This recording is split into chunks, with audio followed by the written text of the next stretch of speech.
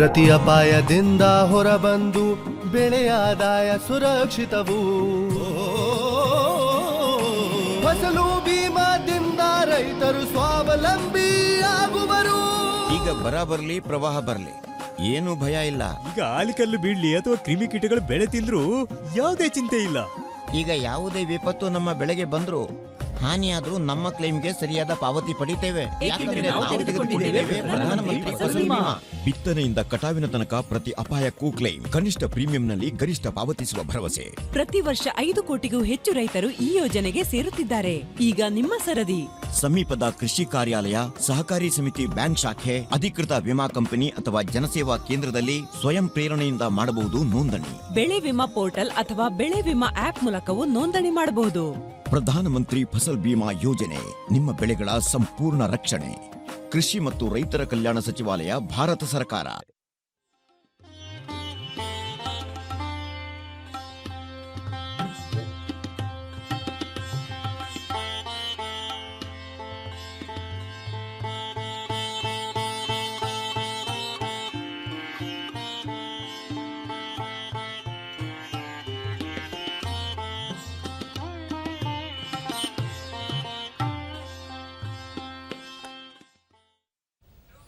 ನಮಸ್ಕಾರ.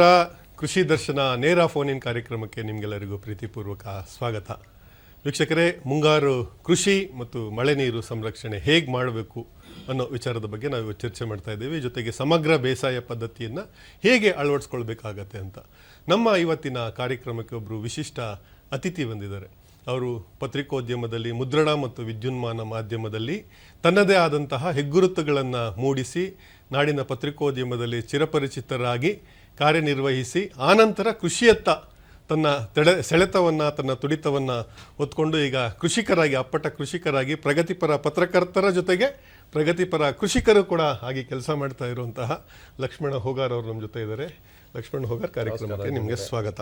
ಭಾಳ ದಿವಸಗಳ ನಂತರ ಭೇಟಿ ಮಾಡ್ತಾ ಇದ್ದೀವಿ. ಹೌದು, ಇದು ಒಂದು ರೀತಿ ಅಂದರೆ ನೀವು ಮಾಧ್ಯಮ ಕ್ಷೇತ್ರದಲ್ಲಿ ಚಿರಪರಿಚಿತರಾಗಿ ಕೆಲಸ ಮಾಡಿದ್ದೀರಾ. ಈಗ ಕೃಷಿಯತ್ತ ನೀವು ಹೆಚ್ಚು ಆಸಕ್ತರಾಗಿ ಕೃಷಿಯನ್ನೇ ಬದುಕು, ಕೃಷಿಯನ್ನೇ ಜೀವ, ಕೃಷಿಯನ್ನೇ ಉಸಿರಾಗಿಸಿಕೊಂಡು ಕೆಲಸ ಮಾಡ್ತಾ ಇದ್ದೀರಾ. ಹೇಗೆ, ಏನು, ಯಾವ ರೀತಿ ನಿಮಗೆ ಒಂದು ಕೃಷಿ ಬಗ್ಗೆ ನಿಮ್ಗೆ ಆಸಕ್ತಿ ಬಂತು ಅಂತ? ನಂಜುಂಡಿಯವರೇ, ಅದು ನಮ್ಮ ಮಾಧ್ಯಮ ಲೋಕನೂ ಒಂದು ಕೃಷಿನೇ, ಅದು ಮಾಧ್ಯಮ ಕೃಷಿ. ಈಗ ನಾವು ನೇರವಾಗಿ ಕೃಷಿ ಅಂದ್ರೆ ನಾವು ಮಣ್ಣಿಗೆ ಹೋಗಿದ್ವಿ, ಅಂದ್ರೆ ಮರಳಿ ಮಣ್ಣಿಗೆ ಅನ್ನುವಂಥ ಕಾನ್ಸೆಪ್ಟ್ ಇದು ನಾವು ಮೊದಲೇ ಉದ್ದೇಶಪೂರ್ವಕವಾಗಿ ಆಯ್ಕೆ ಮಾಡ್ಕೊಂಡಿರ್ತಕ್ಕಂಥದ್ದು. ನಾನು ಪತ್ರಿಕೋದ್ಯಮ ಶುರು ಮಾಡಿದಾಗಿಂದನೂ ಕೃಷಿ ಕಡೆ ಹೆಚ್ಚಿನ ಒಲವಿತ್ತು. ಆ ಕಾರಣಕ್ಕಾಗಿ ಪ್ರತಿ ಹಂತದಲ್ಲೂ ಕೂಡ ನಾನು ಕೃಷಿಯ ಬಗ್ಗೆ ಒಂದು ಸೆಳೆತ ಇದ್ದೇ ಇತ್ತು. ಯಾಕಂತಂದ್ರೆ ನಾವು ಮೂಲತಃ ಹೈದರಾಬಾದ್ ಕರ್ನಾಟಕದಿಂದ ಬಂದರೂ ಕೂಡ ನಾನು ಕಳೆದ 20 ವರ್ಷದಿಂದ ಮಧ್ಯ ಕರ್ನಾಟಕ ಬಯಲುಸೀಮೆ ಚಿತ್ರದುರ್ಗ ಜಿಲ್ಲೆ ಹಿರಿಯೂರಿನಲ್ಲಿ ನನ್ನ ಸಂಪೂರ್ಣ ಈಗ ನಮ್ಮ ಏನು ವಾಸ ಅನ್ನುವಂಥದ್ದು ಚಿತ್ರದುರ್ಗ ಜಿಲ್ಲೆನೇ ನಂದು. ನಾನು ಒಬ್ಬ ಹಿರಿಯೂರಿನ ನಾಗರಿಕನಾಗಿ ಮಾತಾಡೋದಾದ್ರೆ, ಕೃಷಿ ಅನ್ನುವಂಥದ್ದು ಇಡೀ ನಮ್ಮ ಭಾರತದ ಒಂದು ಜೀವ ಶೆಲೆ. ಅದು ಇಟ್ಸ್ ಅ ಲೈಫ್ ಲೈನ್ ಅಂತ ಹೇಳ್ತೀವಿ, ಭಾರತದ ಲೈಫ್ ಲೈನ್ ಅಂತ ಹೇಳ್ತೀವಿ. ಸೊ ಹಾಗಾಗಿ ನಾವು ನಮ್ಮ ಕುಟುಂಬ ಡೈರೆಕ್ಟ್ ಆರ್ ಇಂಡೈರೆಕ್ಟ್ ಆಗಿ ಕೃಷಿಗೆ ಸಂಬಂಧಪಟ್ಟಿದ್ದೆ. ಒಬ್ಬ ಕೃಷಿ ಕುಟುಂಬ ಇರ್ಬೋದು ಅಥವಾ ಕೃಷಿಯಲ್ಲಿ ಕೆಲಸ ಮಾಡ್ತಕ್ಕಂಥ ಇರ್ಬೋದು, ಡೈರೆಕ್ಟ್ ಇಂಡೈರೆಕ್ಟ್ ಅನ್ನುವಂಥದ್ದು ಕೃಷಿಗೆ ರಿಲೇಟೆಡ್ ಇರ್ತೀವಿ ನಾವು ಪ್ರತಿಯೊಬ್ಬರು, ನಾವು ಯಾವುದೇ ರಂಗದಲ್ಲಿದ್ದರೂ ಕೂಡ. ಸೊ ಆ ಕಾರಣಕ್ಕಾಗಿ ಇವತ್ತು ನಾನು ಕೃಷಿಯಲ್ಲಿ ಏನಾದರೂ ಮಾಡಬೇಕು, ಎಷ್ಟೇ ಕಷ್ಟ ಇದ್ರೂ ಕೂಡ. ಸೊ ನಾವು ಏನಾದರೂ ಒಂದು ಸಾಧನೆ ಮಾಡಬೇಕು ಮತ್ತು ಬದುಕನ್ನು ಕಟ್ಕೊಳ್ಬೇಕು ಅನ್ನುವಂಥದ್ದು. ಇಲ್ಲಿ ಕೇವಲ ನಾವು ಪ್ರಗತಿಪರ ರೈತ ಅಥವಾ ಕೃಷಿ ಪಂಡಿತ ಪ್ರಶಸ್ತಿ ಆ ಥರದ್ದಲ್ಲ, ನಮ್ಮ ಬದುಕನ್ನ ಕಟ್ಕೊಳ್ಬೇಕು ಅನ್ನುವಂಥದ್ದು. ಇದಕ್ಕೆ ಪತ್ರಿಕೋದ್ಯಮದಲ್ಲಿ ಇಷ್ಟು ವರ್ಷ 22 ವರ್ಷ ನಾನು ಕೃಷಿ ಮಾಡಿದ್ರು ಕೂಡ ಈಗ ನೇರವಾಗಿ ನಾನು ಮಣ್ಣಿನ ಜೊತೆಗೆ ಒಂದು ನೇಗಿಲು ಹಿಡಿತಾ ಇದೀವಿ, ಆಮೇಲೆ ಉಳುಮೆ ಮಾಡ್ತಾ ಇದೀವಿ, ನೀರು ಹಾಯಿಸ್ತಾ ಇದೀವಿ. ಪ್ರತಿಯೊಂದು ಕೂಡ ಕೃಷಿಗೆ ಸಂಬಂಧಪಟ್ಟ ಚಟುವಟಿಕೆಯಲ್ಲಿ ನಾನು ಈಗ 24x7 ಅಂತ ಹೇಳ್ಬೋದು. ಮೊದಲು 24x7 ನ್ಯೂಸ್, ಈ 24x7 ಅಗ್ರಿಕಲ್ಚರ್ ಒಂದು ಕ್ಷೇತ್ರದಲ್ಲಿ ಈಗ ಹೋಗಾರ್ ಅವರೇ, ಏನೇನು ಕೃಷಿಯ ಚಟುವಟಿಕೆಯಲ್ಲಿ ಏನೇನು ಬೆಳೀತಾ ಇದ್ದೀರಾ ನೀವು ಅಂತ? ಈಗ ನನ್ನ ಒಂದು ಕಾರ್ಯವ್ಯಾಪ್ತಿ ಅಂತಂದ್ರೆ ತೆಂಗಿನ ಗಿಡಗಳಿದೆ, ಒಂದು 300-350 ತೆಂಗಿನ ಗಿಡ ಇದಾವೆ.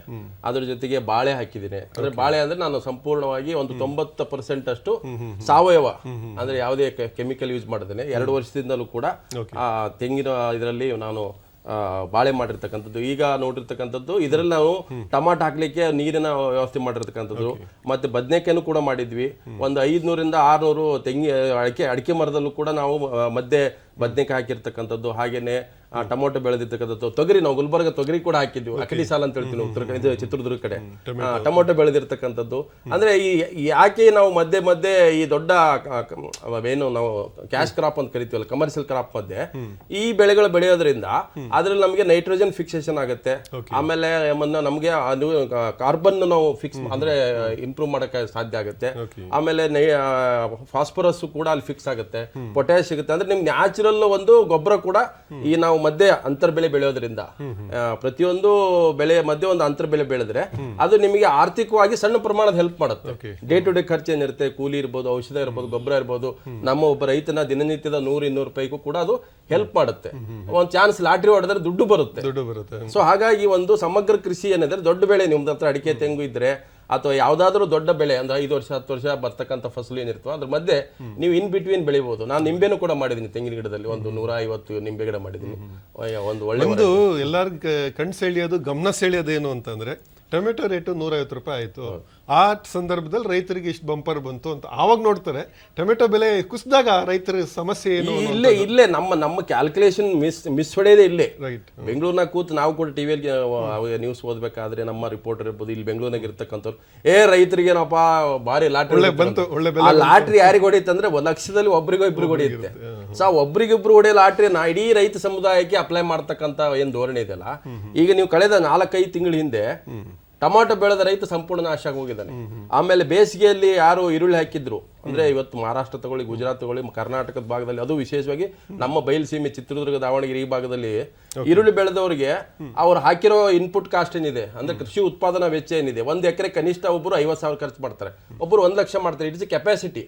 ರೈತನಿಗೆ ತನಗೆ ಎಷ್ಟು ಸಾಮರ್ಥ್ಯ ಅಷ್ಟನ್ನು ಹಣ ಅಲ್ಲಿ ಇನ್ವೆಸ್ಟ್ ಮಾಡಿ ಬೆಳೀತಕ್ಕಂಥ ಬೆಳೆ ಏನಿದೆ 1 ಎಕರೆಯಲ್ಲಿ 1 ಲಕ್ಷ ಖರ್ಚು ಮಾಡಿದ್ರೆ ಆ ರೈತನಿಗೆ ಕಳೆದ ಬೇಸಿಗೆಯ ಈರುಳ್ಳಿಯಲ್ಲಿ 30,000 ಸಿಕ್ಕಿಲ್ಲ. ಅಂದ್ರೆ 70ರಿಂದ 1 ಲಕ್ಷ ಲಾಸ್ ಆಗಿದೆ. ಸೊ ಹಾಗಾಗಿ ಯಾರಿಗೋ ಇಬ್ಬರಿಗೆ ಸಿಕ್ಕಿದೆ ಈರುಳ್ಳಿ. ನಾನೇ ಸ್ವತಃ ಇಲ್ಲಿ ಬೆಂಗಳೂರು APMCಗೆ ತಂದು ಹಾಕಿದೆ, 3 kg ನಾನು ಈರುಳ್ಳಿ ಬೀಜ ಹಾಕಿದ್ದೆ. ನಾನೇನ್ ಮಾಡಿದ್ವಿ, ವಿಶೇಷವಾಗಿ ರೈತರು ಇನ್ನೊಂದು ಹೇಳ್ತೀನಿ, ಈ ಸರ್ಫೇಸ್ ವಾಟರ್ನ ಕಮ್ಮಿ ಮಾಡಬೇಕು. ಅಂದ್ರೆ ಈಗ ಹೊಸ ತಂತ್ರಜ್ಞಾನ ಇದೆ. ಈಗ ರೈನ್ ಪೈಪ್ ಅಲ್ಲಿ ನಾವು ಬೆಳೀತಕ್ಕಂಥದ್ದು, ಅದು ಸೇಮ್ ಮಳೆ ಬಂದಂಗೆ ಬರುತ್ತೆ. ನಾವು ಸರ್ಫೇಸ್ ವಾಟರ್ ಅಲ್ಲಿ ಏನು ನಾವು ನೀರು ಯೂಸ್ ಮಾಡ್ತೀವಿ ಒಂದು ಬೆಳೆಗೆ, ಅದ್ರ ಕಾಲು ಭಾಗ ಸಾಕಾಗತ್ತೆ.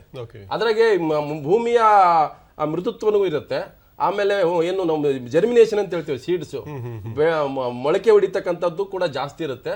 ಆಮೇಲೆ ನಿಮಗೆ ಫಿಸಿಕಲ್ ಸ್ಟ್ರೈನ್ ಇರಲ್ಲ. ನೀವು ಒಂದು 5 ವಾಲ್ ತಿರುದ್ರೆ ಸಾಕು, ಒಂದು ಅರ್ಧ ಗಂಟೆಗೆ ಒಂದು 1/4 ಎಕರೆ ನೀರು ಅದ್ಭುತವಾಗಿ ಕೊಡಬಹುದು. ನಾನು ಅದನ್ನ ಈರುಳ್ಳಿಯಲ್ಲಿ ರೈನ್ ಪೈಪ್ ನೀರನ್ನ ಹಾಯಿಸಿದ್ದು, ಸೇಮ್ ಮಳೆ ತರ ಬರ್ತಾ ಇರುತ್ತೆ. ಅದರಲ್ಲೇ ನಾನು ಈರುಳ್ಳಿ ಬೆಳೆದೆ. ಬೇರೆ ರೈತರ ಅಕ್ಕಪಕ್ಕದಲ್ಲಿ ಮಾಡೋದು ನೀರು ಪಟ ಮಾಡಿ ನೀರು ಹಾಯಿಸ್ತಾರೆ. ಅದರಲ್ಲಿ ನಿಮ್ಗೆ 100ಕ್ಕೆ 90% ಅಷ್ಟು ನೀರು ಕೂಡ ವೇಸ್ಟ್ ಆಗಿ ಹೋಗುತ್ತೆ. ಆಮೇಲೆ ನೆಲದಲ್ಲಿ ಇರ್ತಕ್ಕಂಥ ಲವಣಾಂಶಗಳು ಕೂಡ ಹರ್ಕೊಂಡು ಹೋಗುತ್ತೆ. ಹಾಗಾಗಿ ಈ ಸಿಸ್ಟಮ್ಗಳನ್ನು ಕೂಡ ನಮ್ಮಂತ ಬರಪೀಡಿತ ಪ್ರದೇಶ ಏನಿದಾವೆ ಜಿಲ್ಲೆಗಳು ಅಂತಲ್ಲಿ ಆದಷ್ಟು ಈ ತುಂತುರು ನೀರಾವರಿ, ಆಮೇಲೆ ರೈನ್ ಪೈಪ್ ಅಂದ್ರೆ ಮಳೆ ಬೀಳ್ತಕ್ಕಂಥ 2 ಸೈಡಲ್ಲಿ 6 ಫೀಟ್ 5 ಫೀಟ್ ನೀರು ಬೀಳುತ್ತೆ. ಅದನ್ನು ಕೂಡ ನಮ್ಮ ರೈತರು ಅಳವಡಿಸ್ಕೋಬಹುದು. ಏನೋ ಸ್ಟಾರ್ಟಿಂಗ್ ಎಲ್ಲ ಒಂದು 5-6 ಸಾವಿರ ರೂಪಾಯಿ ಖರ್ಚು ಬರುತ್ತೆ. ಬಟ್ ನಿಮಗೆ 4-5 ತಿಂಗಳು ನಿಮ್ಗೆ ಯಾವುದೇ ಟೆನ್ಷನ್ ಇರೋದಿಲ್ಲ. ಚಿತ್ರದಲ್ಲಿ ಬರ್ತಾ ಇದೆ ಇದು ನಾನು ಮತ್ತೆ 2ನೇ ಈರುಳ್ಳಿಗೆ ಹಾಕಿರೋದು 2 kg. ಇದು ಅರ್ಧ ಎಕರೆ. ಅಲ್ಲಿ ಅಲ್ಲೊಂದಲ್ಲ ತೆಂಗಿನ ಗಿಡ ಇದೆ, ತೆಂಗಿನ ಗಿಡದ ಮಧ್ಯೆ ಈರುಳ್ಳಿ ಹಾಕಿದ್ದೀನಿ. ಈಗ ನಾನು ಇದು ಸೀಡ್ ಬೀಜ ಬಿತ್ತಿ ಜಸ್ಟ್ 4ನೇ ದಿವಸದ್ದು. ಹಿಂದೆ ಒಂದು ಹಳೆಯದು ಲಾಸ್ಟ್ ಇಯರ್ ಬೆಳೆದಿದ್ದು 3/4 ಎಕರೆಗೆ ನಾನು 80 ಚೀಲ ಈರುಳ್ಳಿ ಬೆಳೆದಿದ್ದೆ. ಆದ್ರೆ ಅವಾಗ ನನಗೆ ರೈತರು ಬಂದು ಅಂದ್ರೆ ವ್ಯಾಪಾರಸ್ಥರು ನನ್ನ ತೋಟಕ್ಕೆ ಬಂದು ಕೇಳಿದಾಗ ಬರೀ 25,000 ರೂಪಾಯಿ ಕೇಳಿದ್ರೆ 80 ಚೀಲಕ್ಕೆ. ನಾನು 1.5 ತಿಂಗಳು ವೇಟ್ ಮಾಡಿದೆ, ಅದನ್ನ ನಾನು ಸ್ಟೋರ್ ಮಾಡಿದೆ. ಅದಕ್ಕೆ ಟಾರ್ಪೆಲ್ ಹಾಕಿ ಆಮೇಲೆ ಬೆಳಿಗ್ಗೆ ಹೋಗಿ ಟಾರ್ಪೆಲ್ ಓಪನ್ ಮಾಡ್ತಿದ್ದೆ, ಸಂಜೆ ಮತ್ತೆ ಮುಚ್ತಿದ್ದೆ. ಸೊ 1.5 ತಿಂಗಳು ನಾನು ವೇಟ್ ಮಾಡಿ ಇಟ್ಟಿದ್ದಕ್ಕೆ ಈ ಯಶವಂತಪುರ APMCಗೆ ಬಂದಾಗ ನನಗೆ 25,000 ಸಿಗಬೇಕಾದ ಜಾಗದಲ್ಲಿ 55,000 ರೂಪಾಯಿ ಸಿಕ್ತು. ಅದು ನನ್ನ ಖರ್ಚು ವೆಚ್ಚ ಎಲ್ಲ ಹೋಗಿ ನನಗೆ ಲಾಭ ಬಂದಿದ್ದು ಬರೀ 15,000 ರೂಪಾಯಿ. ಸೊ ಇದನ್ನ ನಾನು ಹೇಳ್ಬೇಕಾಗತ್ತೆ. ಯಾಕಂದ್ರೆ ರೈತರಿಗೆ ಅಥವಾ ನಮ್ಮ ನೋಡ್ತಕ್ಕಂಥ ಸಮುದಾಯ ಏನಿದೆ ಅಂದ್ರೆ, ಯಾರಿಗೋ 1 ಲಕ್ಷ ಬಂತು, ಯಾರಿಗೋ 50 ಲಕ್ಷ, ಅದು ಇಡೀ 10 ಲಕ್ಷ ರೈತರಿಗೆ ಅಪ್ಲೈ ಮಾಡಕ್ಕಾಗಲ್ಲ. ಅವ್ರವ್ರ ಅದೃಷ್ಟ ಒಂದೊಂದು. ಈಗ ಹೋಗಾರವ್ರೆ, ಈಗ ಮುಂಗಾರು ಸಂದರ್ಭ, ಈಗ ಮುಂಗಾರು ಮಳೆ ಎಲ್ಲ ಕಡೆ ಆರಂಭ ಆಗಿರುವಂತದ್ದು, ಕೆಲವು ಕಡೆ ಬಂದಿದೆ, ಕೆಲವು ಕಡೆ ಬಂದಿಲ್ಲ. ಈಗ ಮುಂಗಾರು ಕೃಷಿಯ ಒಂದು ಮುನ್ನೆಚ್ಚರಿಕೆ ಹೇಗೆ ವಹಿಸಬೇಕಾಗುತ್ತೆ ರೈತರು ಅಂತ? ಕೃಷಿ ವರ್ಷ ಅಂತ ನಾವು ಕರಿಬಹುದು. ಈಗ ಫೈನಾನ್ಷಿಯಲ್ ಇಯರ್ ಅಂತೀವಿ, ಬಿಸ್ನೆಸ್ ಮತ್ತೆ ಈ ಚಾರ್ಟರ್ಡ್ ಅಕೌಂಟೆಂಟ್ಸ್ ಅವರು ಹೇಳೋದು ಫೈನಾನ್ಷಿಯಲ್ ಮಾರ್ಚ್ ಟು ಇದು ಅಂತ, ಏಪ್ರಿಲ್. ನಮ್ದು ಏನಾಗುತ್ತೆ ಈಗ ಮುಂಗಾರು ಇಂದಲೇ ನಮ್ಮ ರೈತರ ಒಂದು ಬದುಕು ಕಟ್ಕೊಳ್ತಕ್ಕಂಥದ್ದು, ಆಶಾಭಾವನೆ, ಹೋಪ್ಸ್ ಅಂತ ಏನಿದ್ವಿ. ಆ ಕಳೆದ ವರ್ಷ ಅಂತೂ ಭೀಕರವಾಗಿತ್ತು ನಮ್ಮ ಕರ್ನಾಟಕದ ರೈತರಿಗೆ, ಮತ್ತೆ ಹೆಚ್ಚು ಕಮ್ಮಿ ಭಾರತದ ಬಹುತೇಕ ರಾಜ್ಯಗಳಲ್ಲಿ. ಅಷ್ಟು ಡ್ರೈ ಸ್ಟೇಟ್ ಅನ್ನುವಂತ ಲಿಸ್ಟಿಗೆ ಹೋಗ್ತಾ ಇದೆ ಕರ್ನಾಟಕ. ಭಾರತದ 7 ರಾಜ್ಯಗಳೇನಿದಾವೆ, ಗುಜರಾತ್, ಪಂಜಾಬ್, ಕರ್ನಾಟಕ, ಮಹಾರಾಷ್ಟ್ರ, ಆಂಧ್ರ ಪ್ರದೇಶ, ಜಾರ್ಖಂಡ್, ಆ ಡ್ರೈ ಸ್ಟೇಟ್ಗಳಲ್ಲಿ ಈಗ ಕರ್ನಾಟಕ ಕೂಡ ದೊಡ್ಡ ಮಟ್ಟದಲ್ಲಿ ಅಪಾಯದಲ್ಲಿದೆ. ಇವತ್ತು ನಮ್ಮಂತ ಕಳೆದ ಏನು ಭೀಕರ ಬರ ಬಂತು, ಒಂದೊಂದು ಕಡೆ 46, 47, 48 ಡಿಗ್ರಿವರೆಗೆ ಹೋಗಿತ್ತು. ಅಷ್ಟರ ಮಟ್ಟಿಗೆ ಸೂರ್ಯ ಶಿಕಾರಿ ಆಡಿದ್ದು ಕರ್ನಾಟಕದಲ್ಲಿ. ಸೊ ಅಂತ ಒಂದು ಪರಿಸ್ಥಿತಿಯಲ್ಲಿ ರೈತರು ಇವತ್ತು ಸಾಲ ಸೋಲ ಮಾಡ್ಕೊಂಡು ಬೆಳೆನ ಕಳ್ಕೊಂಡು, ಇವತ್ತು ಈ ಒಂದು ಮುಂಗಾರು ಬಹಳ ಆರಂಭದಲ್ಲಿ ಹೋಪ್ಸ್ ಕೊಡ್ತು ನಮ್ಗೆ. ಅಂದ್ರೆ ಆರಂಭದಲ್ಲಿ ಮೃಗ ಮಳೆ, ಆಮೇಲೆ ಪ್ರೀ ಮಾನ್ಸೂನ್ ಕೂಡ ಒಳ್ಳೆ ಶುರು ಆಯ್ತು. ಆದ್ರೆ ಆ ಒಂದು ಭಾವನೆಯಲ್ಲಿ ಆಶಾ ಭಾವನೆ ಆದಂತ ರೈತರು ಎಲ್ಲ ಬಿತ್ತು ಬಿಟ್ರು. ಒಂದಷ್ಟು ಕಡೆ ಶೇಂಗಾ ಬಿತ್ತಿದ್ದಾರೆ, ಇನ್ನೊಂದ್ ಕಡೆ ಅಷ್ಟೇ ರಾಗಿ ಬಿತ್ತಿದ್ದಾರೆ, ಮತ್ತೊಂದ್ ಕಡೆ ಈರುಳ್ಳಿ ಹಾಕಿದ್ದಾರೆ, ಹತ್ತಿ ಹಾಕಿದ್ದಾರೆ. ಆದ್ರೆ ಈ ಕಳೆದ 1 ತಿಂಗಳಿಂದ ಮಳೆ ಸಂಪೂರ್ಣ ಕಣ್ಣ ಮುಚ್ಚಲಾಡ್ತದೆ. ಅಲ್ಲಲ್ಲೂ ತುಂತುರಳೆ ನೋಡಿ. ನಾನು ನಿಮ್ ಸ್ಟುಡಿಯೋ ಬಂದಾಗ ಭಯಂಕರ ಮಳೆ ಬರ್ತದೆ. ನಾನೀಗ ನಮ್ಮೂರಿಗೆ ಹೋದಾಗ ಯಾಕೆ ಮಳೆ ಬರಬಾರ್ದು ಅಂತ ಅನ್ಸುತ್ತೆ. ಸೊ ಹಾಗಾಗಿ ರೈತರು ಬಹಳ ಹೋಪ್ಸ್ ಇಟ್ಕೊಂಡಿದ್ದಾರೆ. ಆದ್ರೆ ಈಗ ನನ್ನ ಅನುಭವದಲ್ಲಿ ಬಹುತೇಕ ಏನು ಡ್ರೈ ಅನ್ನುವಂತ ಒಂದು ಪ್ರದೇಶಗಳಿದಾವೆ, ಈಗೆಲ್ಲೋ ಮಡಿಕೇರಿ ಮತ್ತೆ ಮೈಸೂರು, ಆಮೇಲೆ ಮಂಗಳೂರು, ಉಡುಪಿ, ಮಲೆನಾಡು ಭಾಗದಲ್ಲಿ ಸ್ವಲ್ಪ ಒಳ್ಳೆ ಮಳೆ ಆಗ್ತಾ ಇದೆ. ಆದ್ರೆ ಅದನ್ನು ಎಲ್ಲಾ ಪ್ರದೇಶಕ್ಕೂ ಅಪ್ಲೈ ಮಾಡಕ್ಕಾಗಲ್ಲ. ಅಂದ್ರೆ ಒಂದು ಪ್ರದೇಶಕ್ಕೆ ಬಹಳ ವ್ಯತ್ಯಾಸ ಇದೆ. ಸೊ ನಮ್ಮ ಪ್ರದೇಶದಲ್ಲಿ ಕರ್ನಾಟಕದ ಉತ್ತರ ಕರ್ನಾಟಕ ಇರ್ಬೋದು, ಮತ್ತೆ ಹೈದರಾಬಾದ್ ಕಡೆ ಮಧ್ಯ ಕರ್ನಾಟಕ, ಇಲ್ಲಿ ಮಳೆ ಕೊರತೆ ಬಹಳ ಇದೆ. ಈಗ ವಿ ಆರ್ ಎಕ್ಸ್ಪೆಕ್ಟಿಂಗ್ ರೇನ್, ಅಂದ್ರೆ ರೇನ್ ಕೊರತೆ ಬಹಳ ದೊಡ್ಡ ಪ್ರಮಾಣದಲ್ಲಿ ರೈತರು ಈಗಲೂ ಕಾಯ್ತಾ ಇದ್ದಾರೆ. ರೈತರಿಗೆ ಏನ್ ಸಲಹೆ ಕೊಡ್ತೀರಾ ಇಂತಹ ಇದ್ರ, ನೀವು ಪ್ರಗತಿಪರ ಕೃಷಿಕರಾಗಿ ರೈತರಿಗೆ ಕೊಡುವಂತ ಸಲಹೆ ಏನು? ಯಾಕೆಂದ್ರೆ ಮುಂಗಾರು ಒಂದ್ ರೀತಿ ಅದು ಜೂಜಾಟ, ಮುಂಗಾರಿನ ಜೊತೆ ರೈತರು ಯಾವಾಗ್ಲೂ ಜೂಜಾಟನೇ ಆಡುವಂತದ್ದು. ಸೊ ಹೇಗೆ ಏನ್ ಸಲಹೆ ಕೊಡ್ತಾರೆ, ಯಾವ ರೀತಿ ಮುನ್ನೆಚ್ಚರಿಕೆ ವಹಿಸಬೇಕಾಗತ್ತೆ ಅವರು? ರೈತರು ಏನಾಗತ್ತೆ ಅಂದ್ರೆ, ನಾವು 1 ವರ್ಷದ ಅನುಭವವನ್ನ ಮುಂದಿನ ವರ್ಷಕ್ಕೆ ನಾವು ಅದನ್ನ ಎಕ್ಸ್ಟೆಂಡ್ ಮಾಡ್ಕೋಬಾರದು. ಈಗ ನಮ್ಗೆ ಏನಾಗಿದೆ, ಕ್ರಾಪ್ ಪ್ಯಾಟರ್ನ್ ಬೆಳೆ ವೈವಿಧ್ಯತೆ ಅನ್ನುವಂಥದ್ದು ನಾವು ಎಷ್ಟೋ ಸಲ ಮಾತಾಡಿರ್ತೀವಿ. ಈಗ ಏನಾಗ್ಬಿಡ್ತು, ಲಾಸ್ಟ್ ಟೈಮ್ ಬೇಸಿಗೆಯಲ್ಲಿ ಈರುಳ್ಳಿ ರೇಟ್ ಬಿದ್ದೋಯ್ತು. ಈರುಳ್ಳಿ ರೇಟು ಬಿದ್ದೋದ ತಕ್ಷಣ ಏನ್ ಮಾಡಿದ್ರು, ಈಗ ಎಕ್ಸ್ಪೋರ್ಟ್ ಅನ್ನ ಓಪನ್ ಮಾಡಿದ್ರು ಸೆಂಟ್ರಲ್ ಗವರ್ಮೆಂಟ್. ಓಪನ್ ಮಾಡ್ತಾ ಇದ್ದಂಗೆ ಏನಾಗ್ಬಿಡ್ತು ಅಂದ್ರೆ, ಸ್ಟಾಕ್ ಇರ್ತಕ್ಕಂಥ ಈರುಳ್ಳಿ ಎಲ್ಲ ಹೋಗಿ ಮಾರ್ಕೆಟ್ ಹೋಯ್ತು. ಈಗ ಮಾರ್ಕೆಟ್ ಹೋಗಿರೋ ಕ್ವಾಲಿಟಿ ಈರುಳ್ಳಿ ಏನಾಯ್ತು, ಎಕ್ಸ್ಪೋರ್ಟ್ ಆಗ್ತಾ ಇದೆ ಹೊರಗಿನ ದೇಶಗಳಿಗೆ. ಈಗ ರೇಟ್ ಒಮ್ಮಿಗೆ ಜಂಪ್ ಆಗಿದೆ. ಬರೀ 1 ತಿಂಗಳಿಂದ 1 ಕ್ವಿಂಟಲ್ ಈರುಳ್ಳಿಗೆ ಬರೀ 800,000 ರೂಪಾಯಿ ಇದ್ದಂತ ಈಗ ಈರುಳ್ಳಿ ಇವತ್ತು 3,500 ಇಂದ 4,000 ಆಗಿದೆ. ಈಗ ರೈತರಿಗೆ ಏನಾಗ್ಬಿಡು, ಈರುಳ್ಳಿ ಸಲ ರೇಟ್ ಆಗುತ್ತೆ, ಯಾಕಂದ್ರೆ ಹೊರಗಿನ ದೇಶಕ್ಕೆ ಹೋಗ್ತಾ ಇದೆ. ಬಂಪರ್ ಕಳೆದ ಬಾರಿ ಕಳ್ಕೊಂಡಂತ 1 ಲಕ್ಷ ಏನ್ ದುಡ್ಡು ಕಳ್ಕೊಂಡಿದ್ ರೈತ ಈ ಸಲ ಮತ್ತೆ 1 ಲಕ್ಷ ಸಾಲ ಮಾಡಿ ಮತ್ತೆ ಈರುಳ್ಳಿ ಆಗ್ತಾ ಇದ್ದಾನೆ. ಎಸ್, ಈಗ ಹೂಗಾರ್ ಅವರೇ, ಈಗ ಮಾತುಕತೆ ಮುಂದುವರ್ಸೋಣ. ಈಗ ಚಿಂತಾಮಣಿಯಿಂದ ರಾಜೇಶ್ ಅವರು ಕರೆ ಮಾಡಿದ್ರೆ, ತುಂಬಾ ಜನ ಕಾಯ್ತಾ ಇದ್ದಾರೆ ನಿಮ್ ಜೊತೆ ಮಾತಾಡ್ಲಿಕ್ಕೆ. ನಮಸ್ತೆ ರಾಜೇಶ್, ನಿಮ್ ಪ್ರಶ್ನೆ ಕೇಳಿ. ಸರ್ ನಮಸ್ಕಾರ. ನಾವು ಚಿಕ್ಕಬಳ್ಳಾಪುರ ಜಿಲ್ಲೆ ಚಿಂತಾಮಣಿ ತಾಲೂಕು ರಾಜೇಶ್ ಅಂತ ಮಾತಾಡೋದು. ಹೇಳಿ ಸರ್. ಮೊಟ್ಟ ಮೊದಲ ಬಾರಿಗೆ ಲಕ್ಷ್ಮಣ ಹೂಗಾರ್ ಸರ್ ಅವರಿಗೆ ತುಂಬಾ ಅಭಿನಂದನೆಗಳು. ಒಂದು ಒಳ್ಳೆ ಕ್ಷೇತ್ರದಲ್ಲಿ ಅವರು ಜೀವನ ಅಳವಡಿಸಿಕೊಂಡಿರೋದು ತುಂಬಾ ಚೆನ್ನಾಗಿ ಆಶಾದಾಯಕ ಆಗಿದೆ. ಮತ್ತೆ ಸುಮಾರು 10 ವರ್ಷದಿಂದ ನಮ್ಮ ಶ್ರೀನಿವಾಸಪುರ ಮೂಲದ ಡಾಕ್ಟರ್ ಮನ್ಸೂದನ್ ಅಂತ, ಡಾಕ್ಟರ್ ಮನ್ಸೂದನ್ ಅಂತ assistant professor in Siddhartha dental college. ಒಂದ್ಸರಿ ಬಸ್ಸಲ್ಲಿ ಹೋಗುವಾಗ, ಬೆಂಗಳೂರಿಂದ ಇಲ್ಲಿರುವ ಆ ಕಡೆ ಹೋಗುವಾಗ ಸಾಹೇಬ್ರ ಪಕ್ಕದಲ್ಲಿ ಕೂತ್ಕೊಂಡಿದ್ರು ಅಂತ ಹೇಳಿದ್ರಂತೆ. ನಾವು ಇಲ್ಲಿರೋ ತೋಟ ಮಾಡ್ತಾ ಇದೀವಿ, ಅದಕ್ಕೆ ಹೋಗ್ತಾ ಇದೀವಿ ಅಂತ ಹೇಳಿದ್ರಂತೆ. ನನಗೆ ಇವಾಗ ಇವೆಲ್ಲ ನೋಡಿ ತುಂಬಾ ಸಂತೋಷ ಆಯ್ತು. ನೋಡಿ ಅವತ್ತು ಹೇಳಿರೋ ಮಾತು ಇವತ್ತು ಎಷ್ಟು ಚೆನ್ನಾಗಿ ಮಾಡ್ತಾ ಇದ್ದಾರೆ. ಓಕೆ ರಾಜೇಶ್ ಅವರೇ, ಓಕೆ, ಅವರು ಒಂದು ಮಾದರಿ, ಒಂದು ಮಾಡೆಲ್ ಕೃಷಿಕರಾಗಿ ಕೆಲಸ ಮಾಡ್ತಾ ಇದ್ದಾರೆ. ತುಂಬಾ ಇದು ಏನು ನಿಮ್ ಪ್ರಶ್ನೆ ಏನ್ ಹೇಳಿ? ರೇಟ್ ಇದೆ, ಅದೆಲ್ಲ 50% ಕನ್ಸ್ಯೂಮ್ ಮಾಡ್ಬೋದು. ಮತ್ತೆ ಅದು ಮತ್ತೆ 50% ಕನ್ಸ್ಯೂಮ್ ಮಾಡ್ಬೋದು. ಮತ್ತೆ ಏನಂದ್ರೆ ಇತ್ತೀಚೆಗೆ ಟಿವಿ ಚಾನೆಲ್ಗಳೆಲ್ಲ ಯಾರ್ದೋ ಒಬ್ರು ಅರೆಸ್ಟ್, ಡ್ರೈವರ್ಸ್, ಅವು ಇವು ಜಾಸ್ತಿ ಅವೇ ತೋರಿಸ್ತಾರೆ. ನಮ್ಮ ರೈತರ ಬಗ್ಗೆ ವಾರಕ್ಕೆ 1-2 ಸರಿ ಆದ್ರೂ ಎಲ್ಲಾ ಚಾನೆಲ್ಗಳಲ್ಲಿ ತೋರಿಸೋ ಹಾಗೆ ಲಕ್ಷ್ಮಣ್ ಹೂಗಾರ್ ಸಾಹೇಬ್ರು ಸ್ವಲ್ಪ ಹೀಗೆ ಹೇಳ್ಬೇಕು ಅಂತ ಎಲ್ಲರಿಗೂ ಸ್ವಲ್ಪ ರಾಜೇಶ್ ಅವರೇ, ಓಕೆ, ಧನ್ಯವಾದಗಳು ನಿಮ್ಮ ಕರೆಗೆ. ನಮ್ಮ ದೂರದರ್ಶನ ಕೃಷಿಗೆ ಅತಿ ಹೆಚ್ಚಿನ ಆದ್ಯತೆ ನೀಡಿರುವಂತದ್ದು. ನಮ್ಮ ಆಕಾಶವಾಣಿ ಕೃಷಿ ಒಂದು ಅವಿಭಾಜ್ಯ ಅಂಗ. ಕೃಷಿ ರೈತರಿಗೆ ಸಾಕಷ್ಟು ಜನ ರೈತರ ಯಶೋಗಾಥೆಗಳನ್ನ, 50% ಕೃಷಿನೇ ದೇಶದ ಮೂಲ. ನಮ್ಮ ದೇಶದ ಎಕಾನಮಿಗೆ ಇವತ್ತು ಕೃಷಿ 16-17% ಕಾಂಟ್ರಿಬ್ಯೂಷನ್ ಕೊಡ್ತಾರೆ. ಕರ್ನಾಟಕದಲ್ಲಿ ಇವತ್ತು ನಾವು 17% ಕಾಂಟ್ರಿಬ್ಯೂಷನ್ ಅಂದ್ರೆ ಭಾರತದ ಏನು ಸರ್ಕಾರಕ್ಕೆ ನಾವು ಕೊಡ್ತಕ್ಕಂಥ ಕಾಂಟ್ರಿಬ್ಯೂಷನ್ ಇಂಡಿಯಾದಕ್ಕಿಂತ 2% ಕರ್ನಾಟಕ ಜಾಸ್ತಿ ಇದೆ. ಅದನ್ನ ಹಿಂದಿನ ಸರ್ಕಾರ ಈಗಿನ ಸರ್ಕಾರ ಹೇಳ್ತಾರೆ 25ಕ್ಕೆ ನಾವು 30% ಕಾಂಟ್ರಿಬ್ಯೂಷನ್ ಮಾಡ್ಬೇಕು ಅಂತ ಹೇಳ್ತಾ ಇದ್ದಾರೆ. ಆ 30% ಆಗ್ಬೇಕಾದ್ರೆ ನೀರಿನ ಅಂಶ, ನೀರಾವರಿ ಬೇಕಾಗಿದೆ, ನಾವು ನೀರನ್ನು ಉಳಿಸ್ಬೇಕಾಗಿದೆ. ಅದು ನಮ್ಗೆ ಏನಾಗಿದೆ ಅಂದ್ರೆ ರೈತರಿಗೆ ವಾಟರ್ ಲಿಟ್ರಸಿ ಬರಬೇಕಾಗಿದೆ. ನಾವು ಹಿಂದೆ ಸಾಕ್ಷರ ಅಭಿಯಾನ ಅಂತ ಮಾಡಿದ್ರು, ಅಕ್ಷರ ಇದ್ರದ್ದು. ಈಗ ಜಲ ಸಾಕ್ಷರತೆ ಅಭಿಯಾನ ಶುರು ಮಾಡ್ಬೇಕಾಗಿದೆ ಕರ್ನಾಟಕದ ಪ್ರತಿಯೊಂದು ಮನೆಗೂ. ರೈತ ಮನೆ ಇರ್ಬೋದು, ಒಬ್ಬ ನೌಕರ ಇರ್ಬೋದು, ಮಂತ್ರಿ ಇರ್ಬೋದು, ಪ್ರತಿಯೊಬ್ಬ ಇಂಡಿವಿಜುವಲ್ ನಾಗರಿಕನಿಗೆ ಇವತ್ತು ನಾವು ವಾಟರ್ ಏನು ಲಿಟ್ರಸಿ ಕಲಿಸ್ಬೇಕಾಗಿದೆ, ಅಕ್ಷರ ಕಲಿಸ್ಬೇಕಾಗಿದೆ. ಅದು ಮಾಡಿದ್ರೆ ನಮಗೆ ಈ ಬರಗಾಲದಿಂದ ಒಂದಷ್ಟು ನಾವು ಬಚಾವಾಗ್ಬೋದು. ಸೊ ಅದೇ ಹೇಳ್ತಾರಲ್ಲ, ಈಗ ರಾಜಸ್ಥಾನ ಜೈಸ್ಮಲೇರ್ಲಿ ಹೌದು ಒಂದು ಹನಿ ನೀರು ಹಿಡಿದಿಡ್ತಾರೆ, ಅಲ್ಲಿ ಸಮ್ಮರ್ ಅಲ್ಲೂ ಕೂಡ ನೀರಿಗೆ ಸಮಸ್ಯೆ ಆಗಲ್ಲ. ಡಾಕ್ಟರ್ ರಾಜೇಂದ್ರ ಸಿಂಗ್ ಅಂತ ಬಹಳ ದೊಡ್ಡ ಹೋರಾಟ ಮಾಡಿ ಪುಣ್ಯಾತ್ಮ ಅವ್ರನ್ನ ಇಂಪ್ರೂವ್ ಮಾಡಿದ್ದಾನೆ ಕನ್ನಡಪುರದಲ್ಲಿ ಇದ್ದಾಗ. ಇಡೀ 40 ಹಳ್ಳಿಗಳಲ್ಲಿ ನೀರಿನ ಸೆಲೆನೆ ಬತ್ತೋಗಿತ್ತು. ಅಲ್ಲಿ ಇವತ್ತು ಅವರು ಭಗೀರಥ ತರ ಹೆಸರು ಮಾಡಿದಾಗ. ಓಕೆ, ಇನ್ನೊಂದು ಮಂಡ್ಯದಿಂದ ಒಂದು ಕರೆ ಇದೆ. ಹಲೋ ಹಲೋ ನಮಸ್ತೆ, ನಿಮ್ಮ ಪ್ರಶ್ನೆ ಕೇಳಿ ಸರ್. ನಾವೀಗ ನಮ್ಮ ಮಂಡ್ಯ ಜಿಲ್ಲೆಯಲ್ಲಿ ನಿಮ್ಮ ಹೆಸರೇನು? ಬೆಳೀತಾ ಇದ್ವು, ಭತ್ತ ಬೆಳೀತಾ ಇದ್ವು. ಓಕೆ, ಎಲ್ಲ ಬೆಳೆದು ಸಾಕಾಗಿ ಸುಸ್ತಾಗಿದೆ. ಈಗ ಒಂದು ಈರುಳ್ಳಿ ಬೆಳಿಬೇಕು ಅಂತ ಜಮೀನಲ್ಲಿ ಒಂದು ಐಡಿಯಾ ಆಗಿದೆ. ಇಲ್ಲ ಅಂದ್ರೆ ಈಗ ಬೆಂಡೆ ಹಾಕ್ಬೇಕು ಅಂತ ಅನುಭವ ಇತ್ತು. ಮತ್ತೆ ಕೂಡ ಚಿಕ್ಕ ಕಾಫಿ ಕೂಡ ಅಲ್ಲ ಸರ್ ಅದು. ಓಕೆ, ಈಗ ಗೌಡ್ರೆ, ಈಗ ಎಲ್ಲಿ ಮಂಡ್ಯದಲ್ಲಿ ಯಾವ ಊರು ನಿಮ್ದು? ನಮ್ದು ಮಂಡ್ಯದ ಪಕ್ಕ ಜಸ್ಟ್ ಒಂದು 6 ಕಿಲೋಮೀಟರ್ ಆಯ್ತು ಸರ್, ಬೆಳ್ಳುಂಡಿಗೆರೆ ಅಂತ. ಓಕೆ ಓಕೆ, ಏನು ಅವರು ಕೂಡ ಈರುಳ್ಳಿ ಬೆಳಿಬೇಕು ಅಂತ, ಮಂಡ್ಯ ಭತ್ತದ ಕಣಜ. ಬೆಳ್ಳುಂಡಿಗೆರೆ ಗೊತ್ತಾಯ್ತು. ರೆಡ್ ಸಾಯಿಲ್ ಇದೆಯಾ? ಹೌದು. Red soil block soil? ಕೆಂಪು ಮಣ್ಣು ಕಪ್ಪು ಮಣ್ಣ ನಿಮ್ದು ಅಂತ ಸರ್. ಒಂದು ಮಣ್ಣು ಸಾಯಿಲ್ ಟೆಸ್ಟ್ ಮಾಡಿಲ್ಲ. ಫಸ್ಟ್ ನಾನು ಈಗ ಬೆಂಡೆ ಬೆಳೆದಿದೆ. ಫಸ್ಟ್ ಅಲ್ಲ, ತರಕಾರಿ ಬೆಳೆದಿದ್ದೀರಾ? ಮಣ್ಣು ಯಾವ ಕಲರ್ ಇದೆ, ಯಾವ ಬಣ್ಣ ಇದೆ? ಅಲ್ಲ, ಒಂದ್ಸಲ ನೀವು ಕೆಂದು ಮಿಶ್ರಿತ ಸರ್ ಅಲ್ಲಿ ತೋಟಗಾರಿಕೆ ಕೃಷಿ ಇಲಾಖೆ ಸಂಬಂಧಪಟ್ಟವರಿಗೆ ರೈತ ಸಂಪರ್ಕ ಕೇಂದ್ರ ಸಂಪರ್ಕ ಮಾಡಿ ಈರುಳ್ಳಿ ಬೆಳಿಬಹುದು. ಆದ್ರೆ ಕೆಂಪು ಮಿಶ್ರಿತ ಅಲ್ಲ, ಬೆಳಿಬಹುದು, ಎಲ್ಲ ಮಣ್ಣಲ್ಲಿ ಬೆಳಿಬಹುದು ಈರುಳ್ಳಿ. ಬಟ್ ಏನಾಗುತ್ತಂದ್ರೆ ನಿಮ್ಮ ಇಳುವರಿಯ ಪ್ರಮಾಣ ವ್ಯತ್ಯಾಸ ಆಗುತ್ತೆ. ನಾವು ಗುಲ್ಬರ್ಗದಲ್ಲಿ ತೊಗರಿ ಬೆಳೆದಿವಿ ಅಂತೇಳಿ ಚಿತ್ರದುರ್ಗ ಮಂಡ್ಯದಲ್ಲಿ ಬೆಳೆದ್ರೆ ಆ ಪ್ರಮಾಣದ ಇಳುವರಿ ಬರಲ್ಲ. ನಾವು ರಾಗಿಯಲ್ಲಿ ಬೆಳೆದಿವಿ ಅಂತೇಳಿ ಅಡಿಕೆ, ಈಗ ನೋಡಿ ಅಡಿಕೆ ಹುಚ್ಚೊತ್ ಬಿಟ್ಟಿದೆ ಬಹಳ ಜನಕ್ಕೆ. ತಪ್ಪಲ್ಲದು, ನನಗೂ ಸೇರಿದಂಗೆ. ಅಡಿಕೆ ಸಣ್ಣ ಬೆಳೆನು ಬೆಳೆದೇ ಇರೋಲ್ಲ. ಇವತ್ತು ಅಡಿಕೆನ ಬೆಳಿಗ್ಗೆ ಶುರು ಮಾಡಿ ಇವತ್ತು 2.5 ಲಕ್ಷ ಹೆಕ್ಟೇರ್ ಇದ್ದಿದ್ದು ನಂಜುಂಡೂರೆ. ಇವತ್ತು ಕಳೆದ 10 ವರ್ಷದಲ್ಲಿ 5.5 ಲಕ್ಷ ಹೆಕ್ಟೇರ್ಗೆ ಹೋಗಿದೆ. ಇವತ್ತು ಅತಿ ಹೆಚ್ಚು ನೀರು ಭೂಮಿಯಿಂದ ತೆಗಿತಾ ಅಂತರ್ಜಲ ಬಸಿತಾ ಇರೋದು ಇವತ್ತು ಅಡಿಕೆ. ಇವತ್ತು ನಮ್ಮಲ್ಲಿ ಬಳ್ಳಾರಿ ಅಂತ ಜಿಲ್ಲೆ ಯಾವ ನಾವು ಬರಪೀಡಿತ ಅಂತ, ಅಲ್ಲೂ ಕೂಡ ಇವತ್ತು ಬೋರ್ ಕೊರಿದು ಅಡಿಕೆ ಇಡ್ತಾರೆ.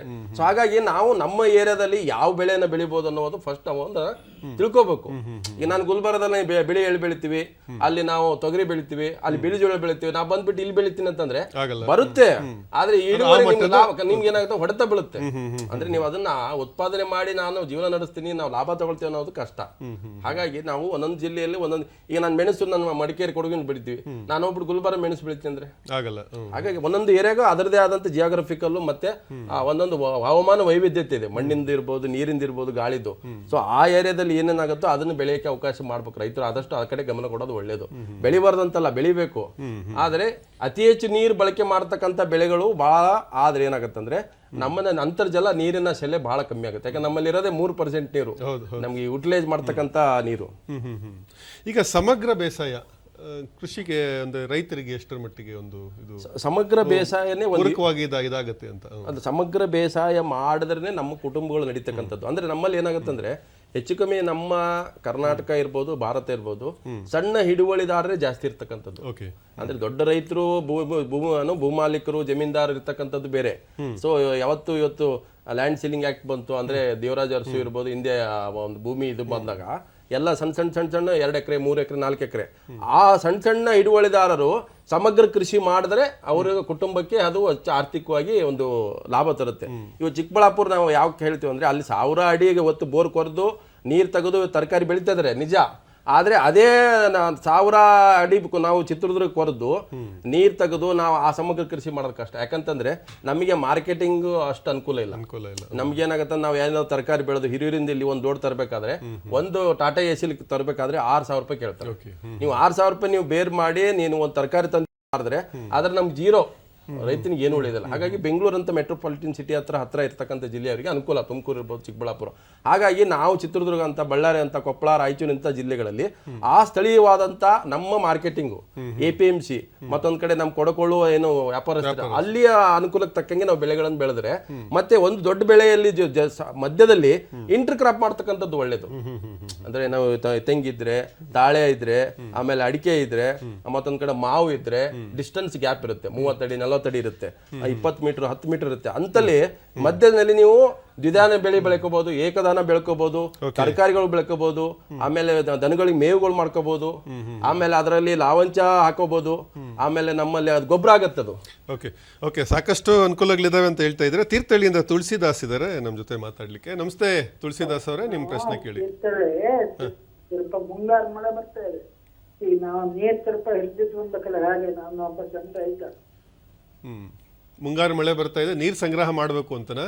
ಹೌದು ಹೌದು ಸರ್, ನೀರ್ ಸಂಗ್ರಹ ಮಾಡಬೇಕು ಅಂತ. ಈಗ ನೀರು ಸಂಗ್ರಹ ನನಗೇನೊಂದು, ನಾನು ಬರ್ಬೇಕಾದ್ರೆ ಒಂದು ವಿಷಯ ತಿಳ್ಕೊಂಡು ಬಂದೆ. ಒಡಿಶಾ ಸರ್ಕಾರ ಅಂತರ್ಜಲ ನಿಯಂತ್ರಣಕ್ಕೆ ಒಂದು ಹೊಸ ಕ್ರಾಂತಿ ಮಾಡಿದೆ. ಅವರು ಒಂದು 5-6 ವರ್ಷದಿಂದ ನೀರು ಬಹಳ ಡ್ರೈ ಆಗಿತ್ತು, ಬಹಳಷ್ಟು ಜಿಲ್ಲೆಗಳಲ್ಲಿ ಡ್ರೈ ಇತ್ತು, ಕುಡಿಯೋ ನೀರಿಗೆ ಅಗ್ರಿಕಲ್ಚರ್ ಭಾಳ ಕಷ್ಟ ಇತ್ತು. ಅದನ್ನ ಅವರು ರೇನ್ ಹಾರ್ವೆಸ್ಟಿಂಗ್ ಸ್ಕೀಮ್ ಅನ್ನು ಮಾಡಿ ಅದಕ್ಕೊಂದು ವಿಶೇಷವಾದಂತ ಒಂದು ಡಿಪಾರ್ಟ್ಮೆಂಟ್ ಅನ್ನು ಓಪನ್ ಮಾಡಿ, ಎಲ್ಲೆಲ್ಲಿ ಮನೆಗಳು ಕಟ್ತಾರೋ, ಎಲ್ಲೆಲ್ಲಿ ಹೊಸ ಹೊಸ ಬಿಲ್ಡಿಂಗ್ ಆಗ್ತಾವೋ, ಜಮೀನುಗಳಲ್ಲಿ ಖಾಲಿ ಇದಾವೋ, ಗ್ರೌಂಡ್ಗಳಿಗೆ ಬರುತ್ತೋ, ಯಾವ್ಯಾವ್ದು ವೇಸ್ಟ್ ಲ್ಯಾಂಡ್ ಇದಾವೆ ಅಂತಲ್ಲಿ ಅವರು ಏನು ಇನ್ವೆಸ್ಟ್ ಮಾಡಿರ್ತಕ್ಕಂಥದ್ದು, ಭೂಮಿಯಲ್ಲಿ ನೀರಿಂಗ್ ಸಿಕ್ಕಂಥದ್ದು. ಇವತ್ತು ಕರ್ನಾಟಕ ಸರ್ಕಾರ ಆಕ್ಟ್ ಮಾಡಿದೆ, ಸಿಕ್ಕಂಗೆ ಬೋರ್ ಕೊರಸಂಗಿಲ್ಲ ಅಂತ ವಿಧಾನಸಭೆಯಲ್ಲೂ ಮಾಡಿದ್ದಾರೆ. ರೇನ್ ಹಾರ್ವೆಸ್ಟಿಂಗ್ ಹಂಗೆ ಬಿಲ್ಡಿಂಗ್ ಅಲ್ಲಿ ಮಾಡಬೇಕು ಅಂತಿದೆ, MS ಬಿಲ್ಡಿಂಗ್ ಬೇರೆ ದೊಡ್ಡ. ನಾನು ಹೇಳ್ತಾ ರೇನ್ ಹಾರ್ವೆಸ್ಟ್ ಅನ್ನುವಂಥದ್ದು ನಮ್ಮ ರೈತರು ಮತ್ತೊಬ್ಬ ಸಾಮಾನ್ಯ ಕರ್ನಾಟಕನ ಅದು ಬದುಕಿನ ಭಾಗ ಆಗ್ಬೇಕು. ಒಂದು ಮನೆ ಆದ್ರೆ ಅಲ್ಲಿ ರೇನ್ ಹಾರ್ವೆಸ್ಟ್ ಮಾಡ್ತಕ್ಕಂಥ ಒಂದು ಮಿಷಿನ್ ಇಟ್ಕೊಂಥದ್ದು. ಆ ನೀರನ್ನ ಅಟ್ಲೀಸ್ಟ್ ನಾವು ಬಟ್ಟೆ ತೊಳೆಯಕ ಕುಡಿಬಹುದು, ಬಟ್ಟೆ ತೊಳೆಯಕ್ಕಾಗ್ಬೋದು, ಪಾತ್ರೆ ತೊಳೆಯಕ್ಕಾಗಿರ್ಬೋದು, ಆಮೇಲೆ ಮನೆ ತೊಳೆಯಕ್ಕೆ ಏನಾದ್ರೂ ಒಂದು ನಿಮ್ಮ ಇದಕ್ಕೆ ಉಪಯೋಗಕ್ಕೆ ಬರ್ತಕ್ಕಂಥ ಒಂದು ವ್ಯವಸ್ಥೆ ಮಾಡ್ಕೋಬಹುದು ರೈತರು. ರಾಜ್ಯ ಸರ್ಕಾರ ಅದ್ರ ನಿಟ್ಟಿನಲ್ಲಿ ಹೆಚ್ಚು ಸೀರಿಯಸ್ ಆಗಿ ಮಾಡಿದ್ರೆ ರೇನ್ ಹಾರ್ವೆಸ್ಟಿಂಗ್ ಒಂದು ಕ್ಯಾಂಪೇನ್ ಆಗ್ಬೇಕು. ಆಮೇಲೆ ಮಿತವ್ಯಯ ನೀರಿನ ಬಳಕೆಗೆ ಯಥೇಚ್ಛವಾಗಿ ಬೆಂಗಳೂರು ಅಂತಲ್ಲಿ ಏನ್ ಮಾಡ್ತಾರೆ ಅಂದ್ರೆ, ಒಂದು ಕಾಯ್ದೆ ಪ್ರಕಾರ ಬೆಂಗಳೂರಿನಲ್ಲಿ ಅಥವಾ ಮೆಟ್ರೋಪಾಲಿಟನ್ ಸಿಟಿಲಿ ಬದುಕ್ತಕ್ಕಂಥ 135 ಲೀಟರ್ ನೀರು ಕೊಡ್ಬೇಕಂತ ಹೇಳ್ತಾರೆ. ಅದೇ ಹಳ್ಳಿಯಲ್ಲಿ ಹೋದ್ರೆ 35 ಲೀಟರ್ ಅಂತ ಹೇಳ್ತಾರೆ. ಎಲ್ಲೇ ಬದುಕಿದ್ರು ಕೂಡ 25ರಿಂದ 35 ಲೀಟರ್ ನೀರು ಸಾಕು ಮನುಷ್ಯನಿಗೆ. ಈಗ ಬೆಂಗಳೂರಿನಾಗೆ ನೀರ್ ಕೊರತೆ ಆದ್ರೆ ದೊಡ್ಡ ಇಶ್ಯೂ ಆಗುತ್ತೆ. ಅದೇ ಹಳ್ಳಿಯಲ್ಲಿ ನಮ್ಮ ರೈತರು ಬದುಕ್ತಕ್ಕಂಥ, ದೇಶಕ್ಕೆ ಅನ್ನ ಕೊಡ್ತಕ್ಕಂಥ ಭಾಗದಲ್ಲಿ ದಿನಾ ನೀರು 3 ಕಿಲೋಮೀಟರ್ 4 ಕಿಲೋಮೀಟರ್ ಹೋಗಿ ತರ್ತಾರೆ. ಆಮೇಲೆ ಕುಡಿಯಕ್ಕೆ ನೀರಿರಲ್ಲ. ಎಷ್ಟೋ ಜನ ಇವತ್ತು ಸ್ನಾನಕ್ಕೂ ನೀರಿಲ್ಲದ ಪರಿಸ್ಥಿತಿ ಇದೆ. ಅದು ದೊಡ್ಡ ಇಶ್ಯೂ ಆಗೋದಿಲ್ಲ. ಹಾಗಾಗಿ ಸರ್ಕಾರ ಮತ್ತೆ ಸಂಸ್ಥೆಗಳು ಈ ನೀರು ಉಳಿಸಿ ಮತ್ತೊಂದ್ ಕಡೆ ನೀರಿನ ಸಾಕ್ಷರತೆಯನ್ನ ಹೇಳಲೇಬೇಕಾಗಿದೆ. ನಾವು ಬಹಳ ಮುಖ್ಯ ಇದು ಅಂತ. ಓಕೆ, ಇನ್ನೊಂದು ಕರೆ ಇದೆ. ಹಲೋ ಹಲೋ ನಮಸ್ಕಾರ ಸರ್. ನಮಸ್ತೆ, ನಿಮ್ ಪ್ರಶ್ನೆ ಕೇಳಿ. ಸರ್, ನಾವು ಇಂಗು ಗುಂಡಿ ಮಾಡ್ಬೇಕಂತ ಮಾಡಿವಿ ಸರ್. ನಮ್ದು 4 ಎಕರೆ ಭೂಮಿ ಆಗುತ್ತೆ ನಮ್ದು. ಅದಕ್ಕೆ ಇಂಗು ಗುಂಡಿ ಮಾಡಿದ್ರೆ ಅದು ನೀರು ಬರುತ್ತೆ ಹೆಂಗಂತ ತೋಟದಲ್ಲಿ. ಅದಕ್ಕೆ ಸ್ವಲ್ಪ ಒಂದ್ಸಲ ಯಾರೋ ಸಹಾಯಕ ಇದ್ರೆ ಗೊತ್ತಿಲ್ಲ, ಯಾರು ಸುತ್ತಮುತ್ತ. ಡಾಕ್ಟರ್ ದೇವರಾಜ್ ರೆಡ್ಡಿ ಅಂತ ಚಿತ್ರದುರ್ಗದಲ್ಲಿ ಇದ್ದಾರೆ. ಅವರು ಇಂಗು ಗುಂಡಿ ಬಗ್ಗೆನೇ ಅವಳು ಬಹಳ ವಿಶೇಷವಾದಂತ ಅನುಭವ, ಮತ್ತೆ ಅವ್ರು ಸುಮಾರು ಕಡೆ ಹೋಗಿ ಮಾಡಿದ್ದಾರೆ. ಅದು ವರ್ಕೆಬಲ್ ಇದೆ. ಬಟ್ 4 ಎಕರೆ ಗೊತ್ತಿಲ್ಲ. ಸಾಮಾನ್ಯ ಏನ್ ಮಾಡ್ತಾರೆ, ಕೊಳವೆ ಬಾವಿ ಸುತ್ತ ಅದನ್ನ ನೀರು ರೀಚಾರ್ಜ್ ಮಾಡಕ್ಕೆ. ಈ ನನ್ನ ಹೊಲದಲ್ಲೂ ಕೂಡ ಒಂದು 100 by 100 ಫೀಟು 25 ಫೀಟು ಡೆಪ್ತ್ ಕೃಷಿ ಹೊಂಡ ಕೊರೆಸಿ 15 ವರ್ಷ ಆಯ್ತು. ಆ ಕೃಷಿ ಹೊಂಡದ ಪಕ್ಕದ್ದು ಬೋರ್ ಇವತ್ತು ಕೈ ಕೊಟ್ಟಿಲ್ಲ. ಅಂದು 2 ಬೋರ್ ಆಲ್ರೆಡಿ ಡ್ರೈ ಆಗಿ ಹೋಗಿದೆ, ನಿಂತೋಗಿದೆ. ಅದು ಕೈ ಕೊಟ್ಟಿಲ್ಲ, ಅದು ಮಾತ್ರ ಕೈ ಕೊಟ್ಟಿಲ್ಲ. ಸೊ ಇದು ನನ್ಗೆ ಬಹಳ ಜನ ಅಣ್ಣ ಇದು ಮುಚ್ಚಿಬಿಡ್ರಿ, ಇದು ಯಾಕೆ ಇಷ್ಟೊಂದು ದೊಡ್ಡದು ಇಟ್ಟಿದ್ದಾರೆ, ಅದ್ರ 4 ಗಿಡ ಇರ್ಬೋದು, ಅದ್ರಾಗೆ ನೀವು ಏನಾದ್ರು ಬೆಳ್ಕೋಬಹುದು ಅಂತ. ನಾನು ಇವತ್ತಿಗೂ ಅದು ಹಂಗೆ ಬಿಟ್ಟಿದ್ದೀನಿ. ನನಗೆ ಇನ್ನೊಂದು ನಂಜುಂಡ್ರೆ ಏನಂದ್ರೆ, ಆ ಕೃಷಿ ಹೊಂಡ ತುಂಬಿತು ಅಂದ್ರೆ ನನಗೆ ಆ ವರ್ಷ ಒಳ್ಳೆ ಮಳೆ ಆಗಿದೆ ಅಂತ ಒಂದು ನನಗೆ ಇದು ಅಂತ ನನ್ನ ನಂಬಿಕೆ. ಈ ವರ್ಷ ಕೃಷಿ ಹೊಂಡಕ್ಕೆ ಒಂದು 2 ಅಡಿ ನೀರು ಬಂದಿಲ್ಲ. ಹಂಗ ಕೃಷಿ ಹೊಂಡ ಅದು ಒಂಥರ ಫಿಕ್ಸ್ ಡಿಪಾಸಿಟ್ ಹಣ ಇದ್ದಂಗೆ. ನಿಮ್ಗೆ ಯಾವಾಗಾದ್ರೂ ಕಷ್ಟ ಬಂದಾಗ ಅದು ಯೂಸ್ ಆಗುತ್ತೆ. ರೈತರು ಆದಷ್ಟು ಕೃಷಿ ಹೊಂಡನ ಮಾಡ್ಕೊಳ್ಳೋದು ಒಳ್ಳೇದು. ಮತ್ತೆ ಇವ್ರು ಇಂಗು ಗುಂಡಿ ಅಂತ ಹೇಳಿದ್ರೆ ಇದು ಒಳ್ಳೆ ಕಾನ್ಸೆಪ್ಟ್. ಆಮೇಲೆ ಹೊಲದಲ್ಲಿ ಎಲ್ಲಾದ್ರೂ ಗುಂಡಿ ತರ ಇದ್ರೆ ಅದನ್ನ ನೀರು ಅಲ್ಲಿ ಹೋಗಕ್ಕೆ ಅನುಕೂಲ ಮಾಡಬೇಕು. ನಮ್ಮಲ್ಲಿ ಏನಾಗಿದೆ, ಸಮ ಮಾಡು ಎಲ್ಲ ಲೆವೆಲ್ ಸಮ ಮಾಡೋದು. ನೇರ ನಿಮ್ಮ ಮಳೆ ಬಂದಿರೋ ನೀರೇನಾಗತ್ತೆ ಅಂದ್ರೆ ನೀರ್ ಎಲ್ಲಿ ಹೋಗುತ್ತೆ, ಗುಣಿ ಇದ್ದಲ್ಲಿ ಹೋಗುತ್ತೆ. ಅಂದ್ರೆ ಎಲ್ಲಿ ಆಳ ಇರುತ್ತೆ ಅಲ್ಲೇ ಹೋಗುತ್ತೆ ನೀರು. ಇವಾಗ ನಾವು ದೊಂಗರಗಳು ನೋಡಲ್ಲ, ಕಲ್ವರ್ಟ್ಗಳು ನೋಡಲ್ಲ, ಏನು ನೋಡಲ್ಲ, ನೋಡಲ್ಲ. ಕಾಲುವೆಗಳು ನೋಡಲ್ಲ, ಎಲ್ಲ ಮುಚ್ಚೋಗ್ಬಿಟ್ಟಿದೆ. ಎಲ್ಲ ಮುಚ್ಚಿವೆ. ಕರ್ನಾಟಕದಲ್ಲಿ ಬಹಳಷ್ಟು ಕೆರೆಗಳು ಅಕ್ವೈರ್ ಆಗಿದ್ದಾವೆ. ನಮ್ಮ ಸರ್ಕಾರದವರು ಇರ್ಬೋದು, ಸಂಘ ಸಂಸ್ಥೆಗಳು ಬಹಳಷ್ಟು ಹೇಳ್ತಾರೆ ಕೆರೆಗಳು ನಾವು ಇದು ಮಾಡ್ತೇವೆ, ಕೆರೆಗಳೇ ಇವತ್ತು ಒತ್ತುವರಿ ಆಗಿರ್ತಕ್ಕದ್ದು. ಆಮೇಲೆ ಇನ್ನೊಂದು, ಕರ್ನಾಟಕದ ಬಹುತೇಕ ಹಳ್ಳಿಗಳಲ್ಲಿ ಈಗ ರಾಸುಗಳಿಗೆ ಮೇವಿಲ್ಲ. ಆಮೇಲೆ ಹುಲ್ಲುಗಾವಲು ಅಂತ ಇರ್ತೀವಿ ನಾವು, ಗೋಮಾಳ ಅಂತೇಳಿ, ಗೋಮಾಳಗಳು ಕೂಡ ಇವತ್ತು ಅಕ್ವೈರ್ ಆಗಿದ್ದಾವೆ. ಇವತ್ತು ನಾವು ಒಂದು ಲೋಡು ದನದ ಗೊಬ್ಬರ, ಕುರಿ ಗೊಬ್ಬರ ತಗೋಬೇಕಾದ್ರೆ 10,000 ರೂಪಾಯಿ ಬೇಕು. ಒಂದು ಲೋಡ್ ಗೊಬ್ಬರ ನಮ್ಮ ಹೊಲಕ್ಕೆ ಬಂದು ಬೀಳ್ಬೇಕಾದ್ರೆ 10,000. ಗೊಬ್ಬರದ್ದು ನೀವು ಕಾಸ್ಟ್ನ ಬೇರ್ ಮಾಡಕ್ಕಾಗ್ತಾ ಇಲ್ಲ. ಆಮೇಲೆ ಕೂಲಿ ಕೂಡ ಬಹಳ ದೊಡ್ಡ ಪ್ರಮಾಣದಲ್ಲಿ ಇವತ್ತು ರೈತರಿಗೆ ಜಾನುವಾರುಗಳ ಸಂಖ್ಯೆನೇ ಕಮ್ಮಿ ಆಗ್ತಾ ಇದೆ. ಸಾಕಿ ಅಂತ ಹೇಳೋರು ಜಾಸ್ತಿ ಇದ್ದಾರೆ, ಸಾಕೋರು ಯಾರು? Okay, yes. ಈಗ ವಿಜಯ್ ಕುಮಾರ್ ಇದ್ದಾರೆ ನಮ್ಮ ಜೊತೆಯಿಂದ, ಚಿಕ್ಕಮಗಳೂರಿಂದ. ನಮಸ್ತೆ ವಿಜಯ್ ಕುಮಾರ್, ನಿಮ್ಮ ಪ್ರಶ್ನೆ ಕೇಳಿ. ಸರ್ ನಮಸ್ತೆ. ನಾವು ತಿಪ್ಪೋಳ್ಳಿ ಚಿಕ್ಕ ತರೀಕೆರೆ ತಾಲೂಕಿನಿಂದ. ಹೇಳಿ ಸರ್. ನಾವು ಬಹಳ ಚೆನ್ನಾಗಿ ಈರುಳ್ಳಿ ಬೆಳೀತೀವಿ ಸರ್ ಇಲ್ಲಿ. ಬೇರೆ ನೆಲದಲ್ಲಿ, ಕೆಂಪು ನೆಲದಲ್ಲಿ ಈರುಳ್ಳಿ ಆಗೋದಿಲ್ಲ, ಏನಾದ್ರು ಬೆಳಿಬಹುದಾ ಅಂತ ಕೇಳೋಣ ಅಂತ. ಇಲ್ಲ, ಕೆಂಪು ನೆಲದಲ್ಲಿ ಬೆಳಿಬಹುದು, ಬಟ್ ಏನಾಗತ್ತಂದ್ರೆ ಇಳುವರಿ ವ್ಯತ್ಯಾಸ ಬರುತ್ತೆ. ಈಗ ನಾವು ಚಿತ್ರದುರ್ಗದಲ್ಲಿ ತಗೊಂಡ್ರೆ ನಮ್ಮಲ್ಲಿ ಐಮಂಗಲ ಹೋಬಳಿ ಏನಿದೆ, ಅದು ಬಹಳ ವಿಶೇಷವಾಗಿ ಈರುಳ್ಳಿಗೆ ಹೇಳಿ ಮಾಡಿಸಿದ್ದು. ಅದಕ್ಕೆ ದೊಡ್ಡ ಸಿದ್ದವನಹಳ್ಳಿ, ಆಮೇಲೆ ಆ ಭಾಗದಲ್ಲಿ ಬರ್ತಕ್ಕಂಥ ಈರುಳ್ಳಿ ಈಲ್ಡ್ ಏನಿದೆ, ಈಗ ನಾವು ಬೆಳೀತಕ್ಕಂಥ ಏನ್ ಪ್ರದೇಶ ಇದೆ, ಮಾರಿಕಣಿವೆ ಇರ್ಬೋದು, ಹೊಸದುರ್ಗದಲ್ಲಿ ಮತ್ತೆ ಚೆನ್ನಾಗಿ ಬೆಳೀತಾರೆ ಈರುಳ್ಳಿ. ಅವ್ರು ಹೆಂಗಂದ್ರೆ ಮಳೆಗಾಲಕ್ಕೆ ಬೆಳೀತಾರೆ, ಅವ್ರು ನೀರು ಹಾಯಿಸೋದಿಲ್ಲ. ಒಂದು ಮಳೆಗೆ ಬಿತ್ತನೆ ಮಾಡ್ತಾರೆ, ಆ ಒಳ್ಳೆ ಮಳೆ ಬಂದ್ರೆ ಅದ್ರಾಗೆ ಬೆಳೆ ತೆಗೆದು ಬಿಡ್ತಾರೆ. ಅವರಿಗೆ ಇನ್ಪುಟ್ ಕಾಸ್ಟ್ ಕಮ್ಮಿ. ನಾವೇನ್ ಮಾಡ್ತೀವಿ, ಅದನ್ನ ಕಾಲುವೆ ಮಾಡಿ, ಅದಕ್ಕೆ ಪಟ ಮಾಡಿ, ನೀರ್ ಹಾಕಿ, ನೀರು ಕಳೆ ತೆಗೆದು, ಔಷಧ ಹೊಡೆದು, 1 ಎಕರೆ ನಾವು ಈರುಳ್ಳಿ ಬೆಳಿಬೇಕಾದ್ರೆ ಕನಿಷ್ಠ 50ರಿಂದ 1 ಲಕ್ಷ ಖರ್ಚಾಗುತ್ತೆ. ಸೊ ಅದು ಅಲ್ಟಿಮೇಟ್ ಏನಾಗತ್ತಂದ್ರೆ ನಮ್ಗೆ ಇಳುವರಿ ಅಲ್ಲಿ ಕಮ್ಮಿನೇ ಬರುತ್ತೆ. ನಮ್ಗೆ ಐಮಂಗಲದಲ್ಲಿ ಎರೆ ಭೂಮಿಯಲ್ಲಿ ಬರ್ತಕ್ಕಂಥ ಈರುಳ್ಳಿಗೂ ನಮ್ಗೆ ಕೆಂಪು ಮಣ್ಣು ಕಲ್ ತರ ಬರುತ್ತೆ, ಸೈಜ್ ಚೆನ್ನಾಗಿ ಬರುತ್ತೆ. ಅಂದ್ರೆ ಕೀಪಿಂಗ್ ಕ್ವಾಲಿಟಿ ಜಾಸ್ತಿ ಇರುತ್ತೆ ನಿಮ್ಗೆ ಕೆಂಪು ಮಣ್ಣಲ್ಲಿ, ಟೇಸ್ಟ್ ಚೆನ್ನಾಗಿರುತ್ತೆ, ಯಾಕಂದ್ರೆ ಪೊಟ್ಯಾಷ್ ಅಂಶ ಜಾಸ್ತಿ ಇರುತ್ತೆ. ಆದ್ರೆ ಇದು ನೀವು ಎರೆ ಭೂಮಿಗೆ ಹೋದ್ರೆ ಈರುಳ್ಳಿ ಬಹಳ ಇಳುವರಿ ಬರುತ್ತೆ, ಕ್ವಿಂಟಲ್ ಜಾಸ್ತಿ ಬರುತ್ತೆ, ಕೀಪಿಂಗ್ ಕ್ವಾಲಿಟಿ ಇರಲ್ಲ. ಅದ್ರ ಒಂದೊಂದು ಮಣ್ಣಿನ ಒಂದೊಂದು ಗುಣಧರ್ಮ ಅದು. ಸೊ ಹಾಗಾಗಿ ನೀವು ತಕ್ಷಣ ಮಾರ್ಬೇಕಾದ್ರೆ ಎರಿಭೂಮಿಯಲ್ಲಿ ಇಟ್ಕೊಳಕ್ಕಾಗಲ್ಲ. ಮಣ್ಣಿನ ಕೆಂಪು ಮಣ್ಣಲ್ಲಿ ಇರತಕ್ಕಂಥದ್ದು ನೀವು ಒಂದು 15-20 ದಿವಸ, 1 ತಿಂಗಳು ಇಟ್ಕೋಬಹುದು. ಈಗ ಮಾರ್ಕೆಟಿಂಗ್ ಸ್ಟ್ರಾಟಜಿ ರೈತರು ಯಾವ ರೀತಿ ಅಳವಡಿಸ್ಕೊಬೇಕಾಗತ್ತೆ ಅಂತ ಹೇಗೆ? ನಂಜುಂಡೇರೆ, ಈಗ ಮಾರ್ಕೆಟಿಂಗ್ ಅನ್ನೋದು ನಮಗೆ ರೈತರಿಗೆ ಬಹಳ ದೊಡ್ಡ ಪ್ರಮಾಣದಲ್ಲಿ ಸಮಸ್ಯೆ ಆಗಿರೋದು. ಇವತ್ತು ನಾನೇ ಒಂದು ಹೇಳಿದೆ ನಿಮ್ಗೆ, ಈರುಳ್ಳಿದ್ದು ಹೇಳಿದೆ. ಯಾಕಂದ್ರೆ ಈರುಳ್ಳಿ ಇಟ್ಕೊಳಕ್ಕಾಗಲ್ಲ, ಅದು ಹೆಂಗಂದ್ ಸತ್ತಣ್ಣ ಅಂತ ಹೇಳ್ತಾರೆ. ಒಂದ್ಸಲ ಈರುಳ್ಳಿ ಹೊರಗೆ ಬಂತು ಅಂದ್ರೆ ಬಹಳ ದಿವಸ ಇಟ್ಕೊಳಂಗಿಲ್ಲ, ವಾಸನೆ ಬರುತ್ತೆ. ಯಾಕಂದ್ರೆ ಈರುಳ್ಳಿ ಹಂಗೇನೆ, ಅದು ಬಹಳ ದಿವಸ ಇಟ್ಕೊಳಂಗೆ. ಇಟ್ಕೊಳಕ್ಕೆ ನಿಮ್ ಕೆಪಾಸಿಟಿ ಇದ್ರೆ ಮತ್ತೆ ಇಟ್ಕೋಬೇಕು. ನೀವು ಏನೋ ಕೃಷಿ ಒಂದು ಏನೋ ಶೆಡ್ ಹಾಕಿರ್ತೀರಾ, ನೀವು ಆತರ ಮಾಡಿ ಇಟ್ಕೋಬಹುದು. ತಕ್ಷಣಕ್ಕೆ ರೇಟ್ ಇಲ್ಲ ಅಂದ್ರೆ ಆ ಟೈಮ್ ಮಾರಲೇಬೇಕು. ಅದು ಮಾರಿದ್ರೆ ನಿಮ್ಗೆ ಲಾಟ್ರಿ, ಎಷ್ಟು ಜನ ಕೊಡುತ್ತೋ ಗೊತ್ತಿಲ್ಲ. ಲಾಭ ಆದ್ರೆ ಲಾಭ ಆಗೋದು, ಲಾಸ್ ಆಗಿ ಎಷ್ಟೋ ಜನ ರೈತರು ಈರುಳ್ಳಿ ಬೆಳೆದಂತವ್ರು APMCಗೆ ತಂದು ಆ ಲಾರಿ ಬಾಡಿಗೆ ಕೊಡದೇನೆ ವಾಪಸ್ ಓಡ್ ಬಂದವರು ಇದ್ದಾರೆ. ಹಾಗಾಗಿ ಯಾವುದೇ ಒಂದು ಬೆಳೆ ನಮಗೆ ಆ ಸಸ್ಟೈನೇಬಲ್ ಮಾರ್ಕೆಟ್ ಹತ್ರ ಇಲ್ಲ ಅಂದ್ರೆ ಭಾರಿ ದೊಡ್ಡ ಪ್ರಮಾಣದ ತೊಂದರೆ ಆಗುತ್ತೆ ರೈತರಿಗೆ. ಮಾರ್ಕೆಟಿಂಗ್ ವ್ಯವಸ್ಥೆ ಬಹಳ ಕಮ್ಮಿ. ಮತ್ತೆ ಇನ್ನೊಂದು ನಮ್ಮ ಕಡೆ ಕೋಲ್ಡ್ ಸ್ಟೋರೇಜ್ ವ್ಯವಸ್ಥೆ ಇಲ್ಲ. ನಾವು ಬೆಂಗಳೂರು ಸುತ್ತಮುತ್ತ ಮಾತಾಡ್ತೀವಿ, ಮುಂಬೈ ಸುತ್ತಮುತ್ತ ಮಾತಾಡ್ತೀವಿ, ನಾಸಿಕ್, ಸಾತಾರ, ಆಮೇಲೆ ಪುಣೆ, ಇಂಥ ದೊಡ್ಡ ದೊಡ್ಡ ಮೆಟ್ರೋಪಾಲಿಟನ್ ಸಿಟಿ ಸುತ್ತಮುತ್ತ ಮಾತಾಡ್ತೀವಿ.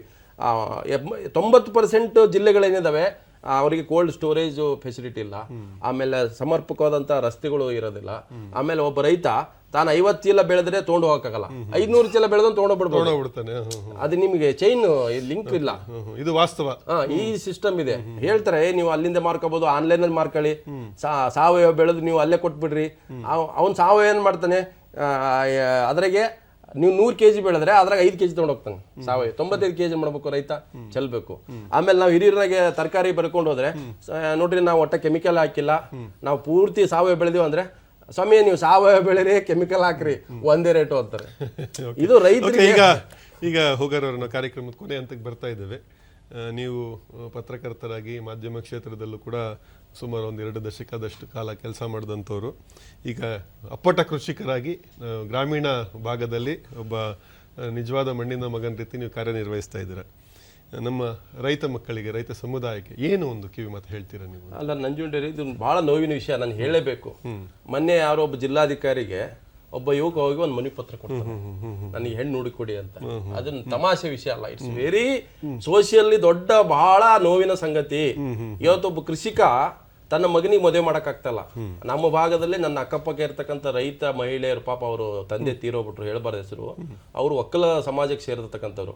ಒಕ್ಕಲುತನ ಅನ್ನುವಂಥದ್ದು ಪ್ರತಿಯೊಂದು ಜಾತಿಗಿದೆ. ಅದು ಒಕ್ಕಲಿಗ ಅಂದ್ರೆ ಬರೇ ಒಕ್ಕಲಿ ಕಮ್ಯುನಿಟಿ ಎಲ್ಲ ಇರ್ತಾರದು. ಕೃಷಿಕರೆಲ್ಲರೂ ಒಕ್ಕಲುತನ ಮಾಡ್ತಕ್ಕಂಥ ಎಲ್ಲಾ ಜಾತಿಯವರು ಒಕ್ಕಲಿಗರು, ಅದು ಯಾವುದೇ ಜಾತಿ ಇರ್ಲಿ. ಆ ಮಹಾತಾಯಿ ಬಂದು ಸ್ವಾಮಿ ನಮ್ಮ ಮಗನಿಗೆ ಹೆಣ್ಣು ಸಿಗ್ತಾ ಇಲ್ಲ, ಎಲ್ಲಾದ್ರೂ ಯಾವ್ದಾದ್ರು ಜಾತಿ ಹೆಣ್ಣು ಆದ್ರೂ ಪರ ನಾವೇ ದುಡ್ಡು ಕೊಟ್ಟು ಮದುವೆ ಮಾಡ್ಕೊಂಡ್ ಬರ್ತೀವಿ. ಇಂಥದೊಂದು ಕ್ರೈಸ್ತ ಹಿಂದೆ ಮದುವೆ ಮಾಡ್ಬೇಕಾದ್ರೆ ನೀವ್ ಎಂತ ಜಾಬ್ ಇದ್ರು ತಲೆ ಕೆಡಿಸೋತಿಲ್ಲ. ಅವ್ನ ಮನೆ ಆಸ್ತಿ ಹೊಲ ಮನೆ ನೋಡಿ ಹೊತ್ತು ಹುಡುಗಿ ಕೊಡ್ತಿದ್ರು. ಈಗ ಹೊಲ ಮನೆ ಇದ್ರು ತೊಂದ್ರೆ ಇಲ್ಲ. ಬೆಂಗಳೂರು ನಾವು ಗಾರ್ಮೆಂಟ್ ಫ್ಯಾಕ್ಟ್ರಿಲಿ ಕೆಲಸ ಮಾಡ್ತಾನ, ಅವ್ನ್ ಚಪರಾಸಿ ಆಗಿದ್ದಾನ, ಅವ್ನ್ ಜವಾನ್ ಆಗಿದ್ದಾನ, ಅವ್ರವ್ರಿಗೆ ಮಗಳು ಕೊಡ್ತೀನಿ ಅಂತ ಹೇಳ್ಬಿಟ್ಟು ಇವತ್ತು ತಂದೆ ತಾಯಿಗಳು ನಿರ್ಣಯ ಮಾಡ್ತಾರೆ ಅವರು ಕೃಷಿಕರಾಗಿ. ಹಾಗಾಗಿ ಕೃಷಿ ಇವತ್ತು ಬೇರೆ ದಾರಿ ಇಲ್ದೇನೆ ಕೃಷಿ ಮಾಡ್ತಕ್ಕಂತ ಪ್ರಮಾಣ ಜಾಸ್ತಿ ಇದೆ ದೇಶದಲ್ಲಿ. ಆಮೇಲೆ ಬೇರೆ ದಾರಿನೇ ಇಲ್ದೇನೆ ಕೃಷಿಯಲ್ಲೇ ತೊಡ್ಕೊಂಡಿರ್ತಕ್ಕಂಥವ್ರು ಬಹಳ ಜನ ಇದ್ದಾರೆ. ಬಹಳ ಪ್ರೀತಿಯಿಂದ ಇವತ್ತು ಕೃಷಿಯಲ್ಲಿ ಯಾರು ಇಲ್ಲ. ಬಹಳ ಈಗ ನೋಡಿ, ನಾವು ಒಂದು 15 ವರ್ಷ ಹಿಂದೆ 70% ದೇಶದ ರೈತರು ಅಂತ ಹೇಳ್ತಿದ್ವಿ. ಈಗ 70 ಹೋಗಿ 50 ಬಂದಿದೆ. ಈಗಲೂ 50% ಕೃಷಿ ಸಂಬಂಧಿತನೇ ಉದ್ಯೋಗ ಇರೋದು. ಮತ್ತೆ ಕೃಷಿನೇ ಜಾಸ್ತಿ ಕಾಂಟ್ರಿಬ್ಯೂಷನ್ ಕೊಡಬೇಕಾಗಿತ್ತು. ಆದ್ರೆ ಬರ್ತಾ ಬರ್ತಾ ಕೃಷಿಯ ಕಾಂಟ್ರಿಬ್ಯೂಷನ್ ನಮ್ಮ ಎಕಾನಮಿ ಕಮ್ಮಿ ಆಗ್ತಾ ಇದೆ. ಅಂದ್ರೆ ಅರ್ಥ ಕೃಷಿಯನ್ನ ನಾವು ನೆಗ್ಲೆಕ್ಟ್ ಮಾಡಲೇಬಾರದು. ಮುಂದೊಂದಿನ ಕೃಷಿಗೆ ದೊಡ್ಡ ಭವಿಷ್ಯ ಇದೆ ಅಂತ ಇಷ್ಟು ಮಾತ್ರ ಹೇಳಬಲ್ಲೆ. ಆದ್ರೆ ಅದು ಅಷ್ಟು ಸಲೀಸಲ್ಲ. ಇದು ಬೆಂಕಿ ಮೇಲೆ ಮುಳ್ಳಿನ ಮೇಲೆ ನಡೆಯೋ ಕೃಷಿ. ಹೂಗಾರ್ ಅವರೇ, ಬಹಳಷ್ಟು ವಿಷಯಗಳನ್ನ ಮತ್ತೆ ಸ್ಫೂರ್ತಿಯಾಗೋ ರೀತಿಯಲ್ಲಿ ನಿಮ್ಮ ಒಂದು ನಡೆ ನುಡಿ, ನಿಮ್ಮ ಒಂದು ಬದುಕು ಕೂಡ ಇದೆ ಕೃಷಿಕರಿಗೆ. ನಿಮ್ ಜೊತೆ ಭೇಟಿ ಮಾಡಿ ಎಷ್ಟು ಕೆಲವು ವಿಚಾರಗಳನ್ನ ನಾವು ಶೇರ್ ಮಾಡ್ಕೊಳಕ್ಕೆ ಅವಕಾಶ ಮಾಡಿಕೊಟ್ಟಿದಂತ ಚಂದನ ದೂರದರ್ಶನಕ್ಕೆ ಮತ್ತೆ ನಿಮಗೆ ಎಲ್ಲ ಸಿಬ್ಬಂದಿರು ಕೂಡ ನಾನು ಚಿರಋಣಿಯಾಗಿರ್ತೀನಿ. ಯಾಕಂತಂದ್ರೆ ನನ್ನ ಮೂಲಕ ನಾನು ಅನ್ನೋಕ್ಕಿಂತ 10 ಜನಕ್ಕೆ ಇದು ಆಗ್ಲಿ. ಯಾಕಂದ್ರೆ ಕಷ್ಟ ಏನು ಸುಖ ಏನು ಅನ್ನುವಂಥದ್ದು ಕೃಷಿ ಬಹಳ ಜನ ಹೇಳ್ತಾರೆ ಬಹಳ ಒಳ್ಳೇದು ಅಂತಲ್ಲ. ಮೊದಲು ಒಂದು ಮಾತಿತ್ತು, ವ್ಯವಸಹಾಯ ಅಂತಿತ್ತು. ವ್ಯವಸಹಾಯ ಅಂದ್ರೆ ನೀ ಸಹಾಯ, ನಿನ್ನ ಹೆಂಡತಿ ಸಹಾಯ, ಮಕ್ಕಳ ಸಹಾಯ, ಎಲ್ಲರ ಸಹಾಯ ಅಂತಿತ್ತು. ಈಗ ಏನು ವ್ಯವಸಾಯ ಅಂದ್ರೆ ನೀ ಸಹಾಯ, ನಿನ್ನ ಮನೆ ಮಂದಿ ಸಹಾಯ ಅನ್ನೋ ತರ ಆಗಿದೆ. ಅದು ಮತ್ತೆ ವ್ಯವಸಾಯ ಮತ್ತು ನಿನ್ನ ಬದುಕಿಗೆ ಅದು ಸಹಾಯ ಆಗೋ ರೀತಿ ಇವತ್ತು ಕೃಷಿ ಉಳಿಬೇಕಾದ್ರೆ ಪ್ರತಿಯೊಬ್ಬರ ಒಂದು ಕರ್ತವ್ಯ ಇದೆ. ಈ ವರ್ಷ ಮುಂಗಾರು, ಈ ವರ್ಷದ ಮುಂದಿನ ಹಿಂಗಾರು ಏನಿದೆ, ನಮ್ಮ ರೈತರಿಗೆ ಹೊಸ ಹರ್ಷ ತರಲಿ, ಹೊಸ ಲಾಭ ತರಲಿ ಅಂತ. ಹೂಗಾರ್ ಅವರೇ, ಕಾರ್ಯಕ್ರಮಕ್ಕೆ ಬಂದಿದ್ದಕ್ಕೆ ಧನ್ಯವಾದಗಳು. Thank you.